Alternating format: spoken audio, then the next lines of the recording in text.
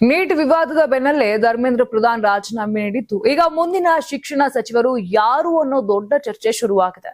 ಇದೀಗ ಕೇಳಿ ಬಂದಿರುವ ಅದರ ಮುಂದಿನ ಬೆಳವಣಿಗೆ ಬಗ್ಗೆ ಸಂಕ್ಷಿಪ್ತವಾಗಿ ನೋಡ್ಕೊಂಡು ಹೋಗೋಣ.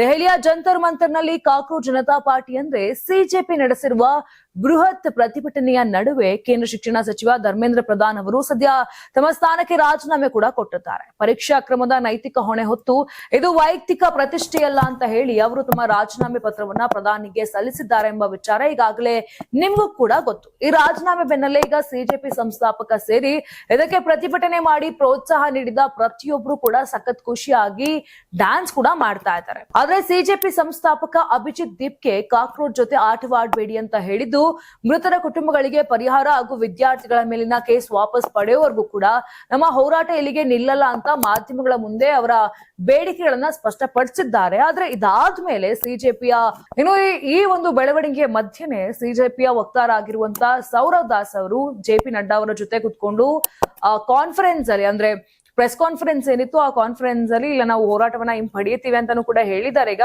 ಹಿಂಪಡೆದಿದ್ದಾರೆ. ಆದ್ರೆ ಆ ಬೇಡಿಕೆಗಳ ಈಡೇರಿಕೆ ಏನಿದೆ ಅದ್ರ ಬಗ್ಗೆ ನಿರ್ಧಾರ ಕೈಗೊಳ್ತೀವಿ ಅಂತ ಕೂಡ ಕೇಂದ್ರ ಸರ್ಕಾರ ಹೇಳಿರುವಂತದ್ದು. ಇನ್ನು ಇದು ಪಕ್ಕಕ್ಕಿಟ್ರೆ ಈ ಎಲ್ಲ ಬೆಳವಣಿಗೆಗಳ ನಡುವೆ ಈಗ ಅತಿ ದೊಡ್ಡ ಸುದ್ದಿ ಏನಂದ್ರೆ ಮಹಾರಾಷ್ಟ್ರದ ಕಲ್ಯಾಣ್ ಲೋಕಸಭಾ ಕ್ಷೇತ್ರದ ಸಂಸದ ಅಂದ್ರೆ ಸಿಎಂ ಏಕನಾಥ್ ಶಿಂದೆ ಅವರ ಪುತ್ರ ಶ್ರೀಕಾಂತ್ ಶಿಂದೆ ಅವರು ಮುಂದಿನ ಕೇಂದ್ರ ಶಿಕ್ಷಣ ಸಚಿವರಾಗಿ ಆಯ್ಕೆಯಾಗುವ ಸಾಧ್ಯತೆ ಇದೆ ಅಂತ ಮೂಲಗಳು ತಿಳಿಸ್ತಾ ಇದೆ. ಮಹಾರಾಷ್ಟ್ರ ಮುಖ್ಯಮಂತ್ರಿ ದೇವೇಂದ್ರ ಫಡ್ನವೀಸ್ ಹಾಗೂ ಏಕನಾಥ್ ಶಿಂದೆ ಅವರು ದೆಹಲಿಗೆ ದೌಡಾಯಿಸಿದ್ದು ಕೇಂದ್ರ ಗೃಹ ಸಚಿವ ಅಮಿತ್ ಶಾ ಜೊತೆ ಸಭೆಯನ್ನ ನಡೆಸಿ ಶ್ರೀಕಾಂತ್ ಶಿಂದೆ ಅವರನ್ನ ಕೇಂದ್ರ ಸಂಪುಟಕ್ಕೆ ಸೇರ್ಪಡೆಗೊಳಿಸುವ ಕುರಿತು ಮಾತುಕತೆಯನ್ನ ನಡೆಸುತ್ತಿದ್ದಾರೆ ಅಂತ ಹೇಳ್ತಾ ಇದ್ದಾರೆ.